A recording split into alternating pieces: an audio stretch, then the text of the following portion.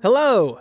The year is 2563, 300 years after the end of the Great War. Cyborgs live alongside humans in the Iron City, dreaming of getting to the only surviving sky city of Zalem, going through a brutal competition called Motorball to do so. Dr. Dyson Ito is a cyber surgeon who helps robots repair their damaged bodies. One day, while searching for parts at a junkyard, he finds the remains of a cyborg girl dropped from the sky city, given a second life. Alita remembers absolutely nothing of her past. She lives like an ordinary teenager and meets her love. But it turns out that her chosen one guts cyborgs for a living, and she herself is a perfect killing machine.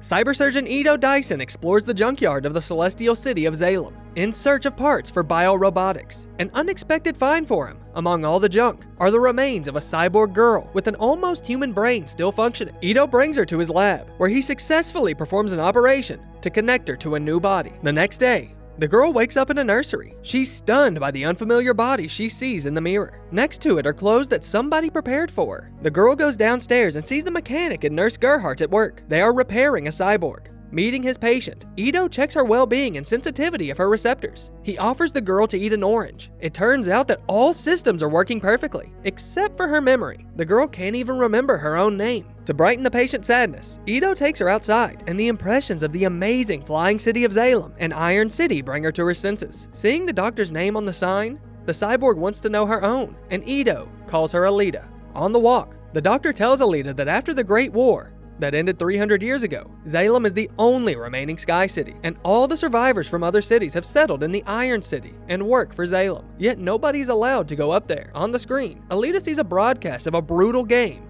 called Motorball. Ito goes into a store and leaves the girl alone. In the meantime, she meets a guy named Hugo, who rescues her from a Centurion. He is very nice to Alita, and is looking at her perfect cyber arm with interest when the doctor shows up. Ito and Hugo work together. The guy gets him various parts for cyborgs. The new acquaintance arouses Alita's genuine interest. At night, the girl wakes up to strange noises. Looking through the doorway, she sees Dr. Ito returning with a bloody hand and locking himself in his room. In the morning, everything is back to normal. The doctor repairs cyborgs, and Alita and Gerhardt assist him. Ito explains to Alita that cyborgs are robbed of body parts necessary for motorball players. In addition, one of the patients tells him that a murder had occurred in the evening. I heard that guy carves girls up and sells their body part. Because of this, Ito strictly orders Alita to always return home before dark. The girl goes for a walk in town, where an unknown woman catches her by the hand. Turns out it's the doctor's ex-wife, Chirin.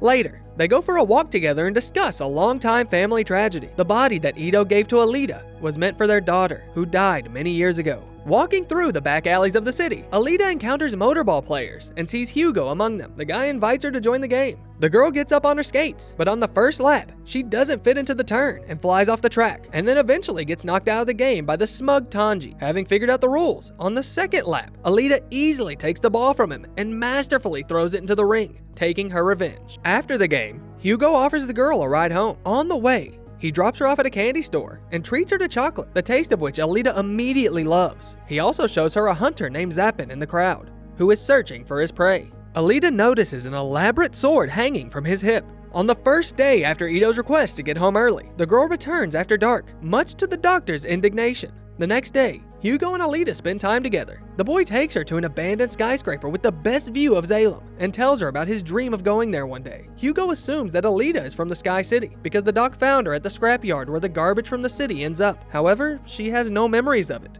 I keep trying to remember, but it's still a blank.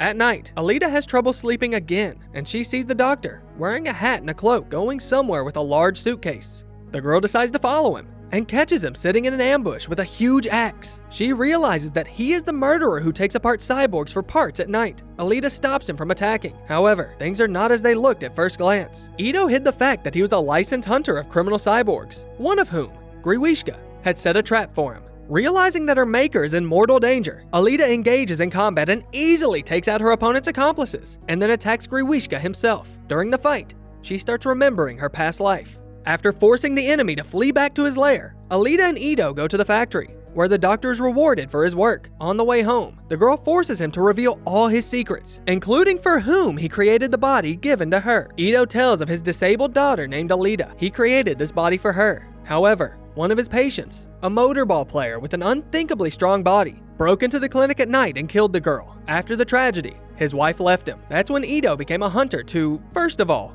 get revenge on the murderer. The injured Griwishka comes to Chirin for help. A woman discovers a telepresence chip in her head, and Nova, the Watcher of Zalem, immediately gets in touch with her and Vector. He tells her that the power of the cyborg who crushed Griwishka lies not in her body, but in her brain, as she knows the ancient Panzerkunst combat technique. The Watcher orders Chirin and Vector to restore Griwishka, to kill the cyborg girl and bring her to Zalem. Meanwhile, Alita declares to Ito that she too wants to become a warrior hunter, as she believes that fighting will help her remember her past. Having not received support from the doctor, she runs away, saying that she will become a hunter without his help. Leaving the doctor behind, Alita sets off to watch a motorball game with Hugo.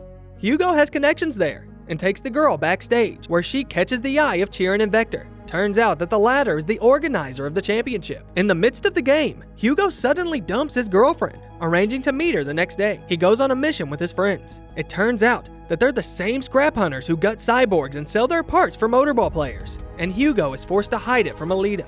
Hey, when you tell your hard body jack cyborgs, huh? I'm not. And neither are you. The next day, Hugo takes Alita to the countryside, where a ship shot down in the Battle of Zalem lies buried in a lake. The boy thinks it will help his friend remember her past, and his hunch proves correct. The cyborg girl easily gets into the command area, and unlocking the protected compartment enters a code. It gives her access to the perfect cyber body, which Alita brings ashore. She takes it to the doctor's lab and asks that her body be replaced with a new one. But the cyber surgeon refuses to do this, I feel a connection to it. I can't explain. This could be who I am. which infuriates Alita. The girl demands that the doctor reveal everything he knows.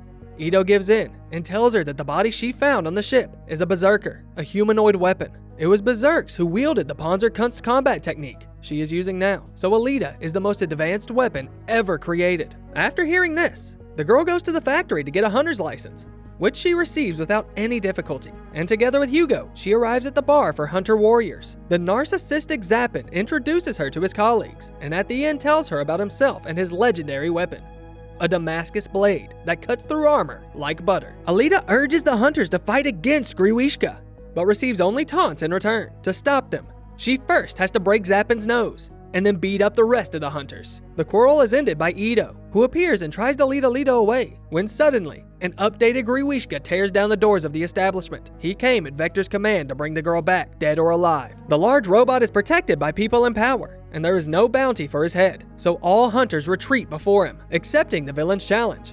Alita sets out after him into the underground, and is defeated in an unequal struggle. But the memory of her mentor's words compels Alita to fight on, using only one hand to knock Griwishka's eye out.